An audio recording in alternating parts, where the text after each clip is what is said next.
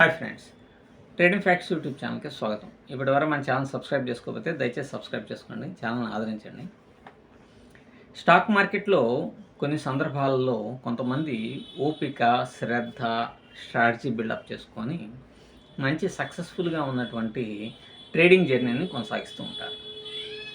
మనం కొంతమంది సక్సెస్ అయినటువంటి వాళ్ళు ఏ విధంగా స్టాక్ మార్కెట్లో సక్సెస్ అయ్యారు ఏంటి అనేటువంటి వాటి మీద కొన్ని వీడియోస్ అనేటువంటివి చేస్తూ ఉన్నాం.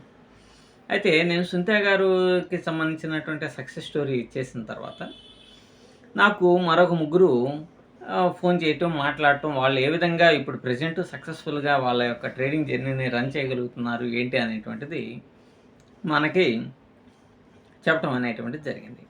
దాన్ని నేను మీ ముందు ఉంచుతున్నాను. ఇది కొంత ఇన్ఫర్మేషన్ని, కొంత ఇన్స్పిరేషన్ని కలిగిస్తుంది అనేటువంటి ఉద్దేశంతో.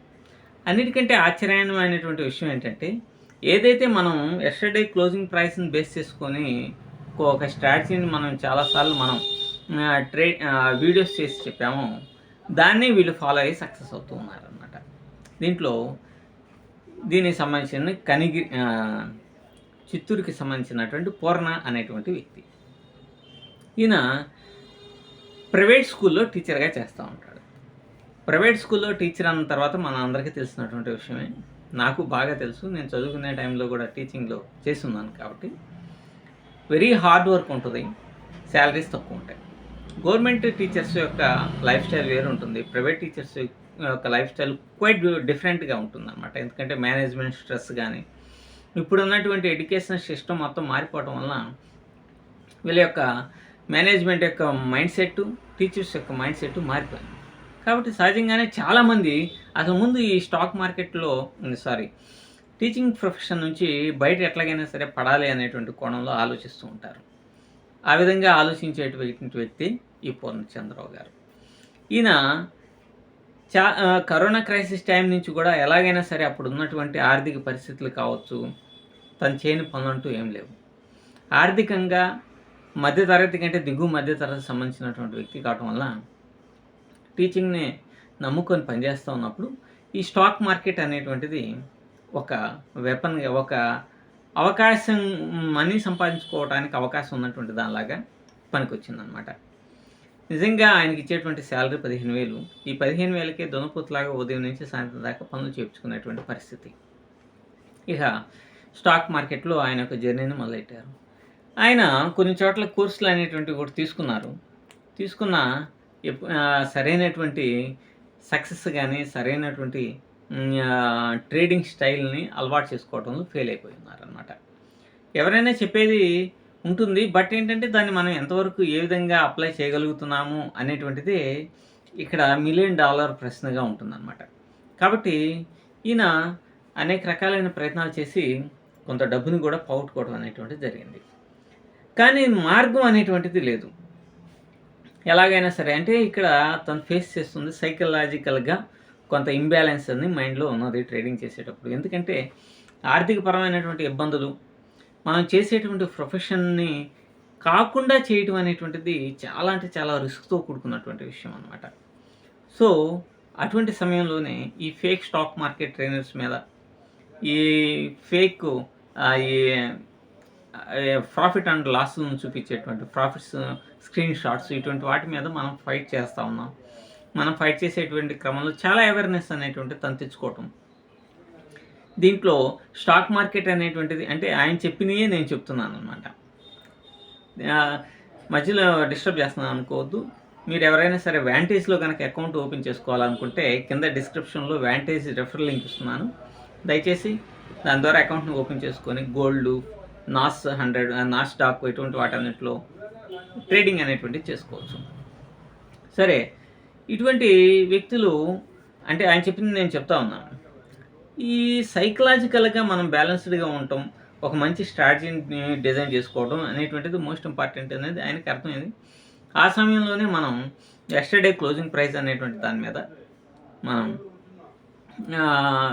చాలా వీడియోస్ చేస్తుంటే అది ఆయనకి బాగా ఈజీగా అనిపించింది. ఎప్పుడైనా సరే ట్రేడింగ్ అనేటువంటిది ఈజీనెస్ అనేటువంటిది ఉండాలన్నమాట.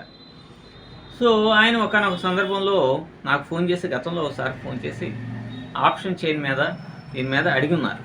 సో ఆప్షన్ చైన్ కూడా కొంత ఎక్స్ప్లెయిన్ చేయడం అనేటువంటి జరిగింది.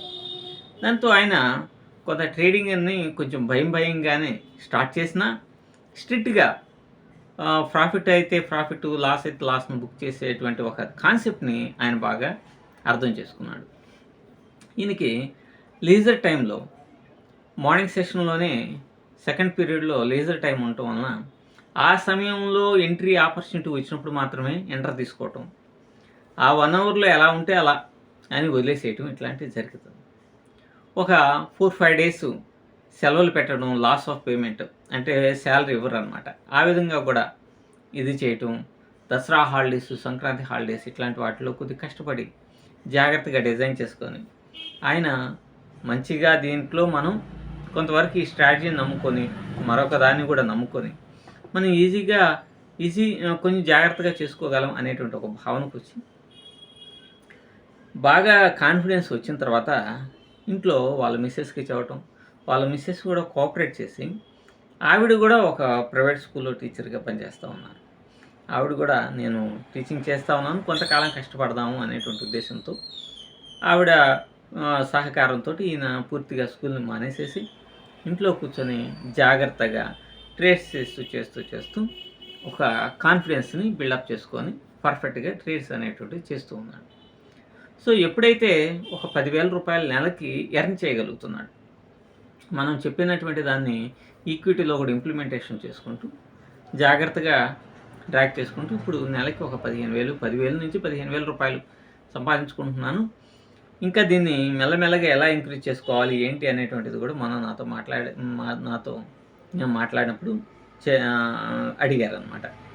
ఇప్పుడు ఈక్విటీలో ఈ క్వాంటిటీ అనేటువంటి తక్కువగా ఉంటాం.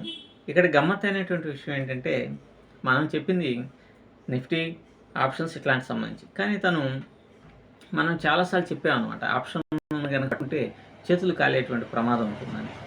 కాబట్టి ఆయన ఈక్విటీలో బాగా బిల్డప్ చేసుకొని ఇప్పుడు నిఫ్టీ ఆప్షన్స్లో ట్రేడ్స్ చేస్తూ ఉన్నాడు.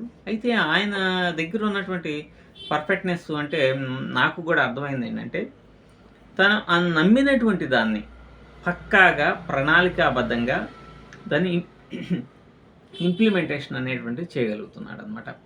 స్టాప్ లాస్ వచ్చినా, టార్గెట్ కొట్టినా ఆ ఎమోషన్స్ని తీసుకోకుండా ఒక రోబోలాగా చేయగలుగుతాం. సహజంగా ఏంటంటే ఫైనాన్షియల్ డిస్టర్బెన్సెస్ అనేటువంటివి ఉన్నప్పుడు మనం ట్రేడ్ అనేటువంటిది పర్ఫెక్ట్గా ప్లేస్ చేయలేము, ఎగ్జిక్యూషన్ కూడా కొంచెం ఇబ్బందికరంగా ఉంటుంది.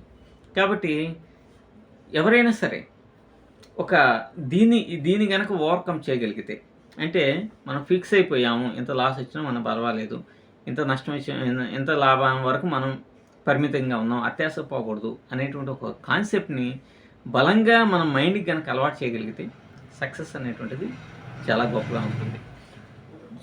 నిజం చెప్పాలంటే ఇట్లాంటి సక్సెస్ఫుల్ అయినటువంటి, అంటే మనం చెప్పిన ద్వారానే సక్సెస్ అయినటువంటి వాళ్ళు చెప్తూ ఉంటే నాకు కూడా చాలా ఆనందం ఇస్తుంది. నేను కూడా వాళ్ళ నుంచి ఇన్స్పైర్ అయినటువంటిది పొందుతున్నానని అనిపిస్తుంది. సో మీరు ఒక స్ట్రాటజీని నమ్ముకోండి, దాన్ని కొన్ని రోజులు ప్రాక్టీస్ అనేటువంటిది చేయండి, అప్పుడు ఖచ్చితంగా ఫలితం అనేటువంటిది ఉంటుంది. Thank you.